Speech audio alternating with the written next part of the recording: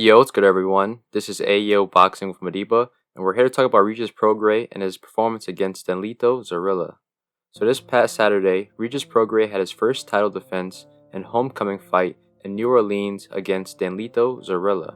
And most people expected Regis to put on a show and KO Zarilla, and this was based on Regis's reputation and his last performance against Jose Zepeda, and also the fact that no one really knew who Zarilla was going into this fight. However, the opposite happened. Regis didn't put on a show, but had a bad, mediocre performance, with a lot of people claiming that he lost the fight or it was a draw. And based on the scorecards of the fight, people are screaming robbery. And this somewhat surprised me. I knew that Zarilla was a late replacement, and late replacements can often be troublesome, but I thought that Regis would be able to handle it because I regard him as an elite 140 fighter. But that didn't happen. Regis struggled big time, and this performance has lowered his stock among boxing fans. I see many people saying that Regis is overrated, overhyped, and not that good, and I think that's an exaggeration from the fans. No, I don't think that Regis is overrated. I just think boxing fans keep on falling for the same narratives, and it makes no sense to me. Let me explain.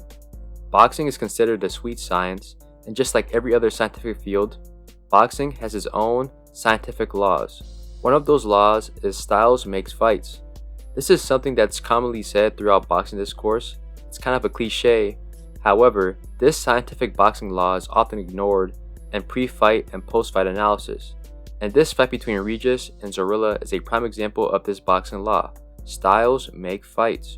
Regis is a counterpuncher, and in this fight, Zarilla was a pure boxer that was fighting on the outside. When you have this style matchup, the counterpuncher has to be the aggressor, and often you'll see the counterpuncher struggle being the aggressor because it's not something they're used to doing. In the fight against Zepeda, Regis's jab, left hand, range, distance, timing, and speed was on point. He looked amazing in that fight. However, against Zarilla, Regis's jab and left hand was hitting air for the majority of the fight. Regis couldn't establish his range and distance, his timing and punch placement was off, and he looked very slow. That's a big difference in performance, but the reason for that difference is styles. Zepeda was an aggressive fighter, while Zarilla was fighting on the back foot. And I'm not making excuses for Regis. As a boxer, you should be prepared to deal with any type of style and make adjustments. Regis should have cut off the ring rather than just follow Zarilla the entire time.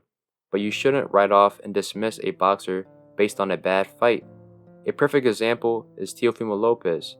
Teo had a bad night against Sandor Martin, he got dropped twice, and many people thought that he lost that fight, which caused many people to write him off and dismiss Teo. But Teo had his best performance in his career against Josh Taylor in his last fight, and everyone is back on the Teo hype train. Josh Taylor and Sandor Martin have two completely different styles, which resulted in different outcomes for Teo. My question is, if we just saw what Teo just went through, why are we doing the same thing to Regis? This just reminds me how fickle boxing fans can be.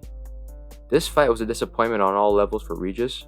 He disappointed himself, disappointed his hometown crowd, disappointed the fans that watched the fight, and probably disappointed Eddie Hearn in the matchroom.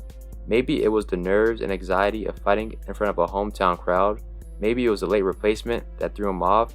Maybe he underestimated Zarilla. Or maybe Regis isn't that good as we thought.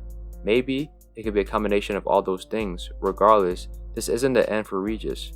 We just saw with Teo that having one bad fight doesn't define you as a boxer, and he can definitely come back. But after seeing this fight, I'm convinced that Devin Haney and Teo could beat Regis. Initially, I thought that Regis would beat both fighters, but after seeing how Regis struggled with cutting off the ring, closing the distance, and getting hit with the right hand, I believe that Haney and Teo have the ability to beat Regis, but I still think it's a 50-50 fight. I do believe that Regis will beat the majority of 140, including Ryan Garcia. The next question is, who will Regis fight? I know the majority of fans want to see a unification with Matias, but I guarantee you that Richardson Hitchens will be fighting Regis Prograis next. Hitchens has been calling out Regis ever since Hitchens signed to Matchroom late last year. He's been very active and is scheduled to fight Montana Love in July on Alicia Baumgartner's undercard. If Hitchens beats Montana Love, and I expect him to win that fight, I guarantee you that Eddie Hearn will make that fight with Regis. If you don't know, Regis is 34 years old, and being at 140, he's considered old, while Hitchens is 25 years old. It's quite common for promoters to phase out their old champions by making them fight the up-and-coming young talent. With Hitchens being a younger guy and also from New York City, an established boxing city with a lot of fans, Hitchens has more potential than Regis and is better suited for Eddie Hearn's promotional goals, which is to expand and establish the zone in the US.